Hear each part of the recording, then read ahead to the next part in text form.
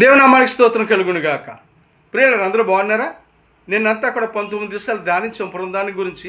ఇంకా పునరుత్థానం గురించి అనేక సంగతులు ప్రత్యక్షతలు దేవుడు బయలుపరుస్తూనే ఉంటున్నాడు. ప్రియులారా, పునరుత్థానము ప్రపంచంలో ఏ ఒక్కరు కూడా జరిగించలేనటువంటిది, ఏ ఒక్కరు కూడా తిరిగి లేచినటువంటి దాఖలాలు లేవు. ఏ దేవుడు మరణాన్ని జయించి తిరిగినటువంటి పునరుద్ధానపు శక్తి ప్రపంచంలోనే లేదు అనే విషయాన్ని తెలియపరచడానికై, ఈ విషయాలని చేకూర్చడానికి దేవుడు, పరిశుద్ధాత్మ దేవుడు సహాయం చేస్తాడు. నేను 19 వరకు చదివాము. ఈరోజు 20 నుంచి మొదలు పెడుతున్నాను. 20వది పునరుత్థానము ఆశీర్వాదము. మత్తయి సువార్త 24వ అధ్యాయము 50వ వచనం. 21వదిగా పునరుత్థానము పరిశుద్ధాత్మ ఆవిర్భావము.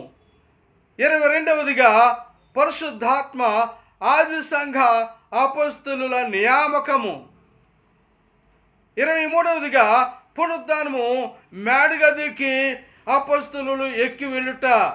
24వది శిష్యులు తమ్ముడు తాము ప్రభువునకు పరిశుద్ధాత్మకు అప్పగించుకొనుట లేక సమర్పించుకొనుట. 25వది 120 మంది 10 రోజులు మేడగదిలో కనిపెట్టుట. 26వది పరిశుద్ధాత్మ యొక్క కొమ్మరింపు. 27వది ఆత్మ వాక్శక్తి అనుగ్రహించే కొలది వారు భాషలు మాట్లాడి శబ్దములు చేసిరి.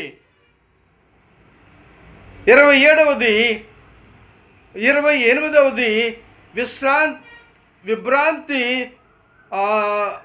ఇదేమగునో పునరుద్ధానము విభ్రాంతి, ఇదేమగునో అని ఆందోళన. అపోస్తల కార్యము 2వ అధ్యాయము 12వ వచనం. అలాగే 29వది పునరుత్థానము పరిశుద్ధాత్మ పునరుద్ధాన ఆవిర్భావము, పుట్టిన ఆది సంఘము.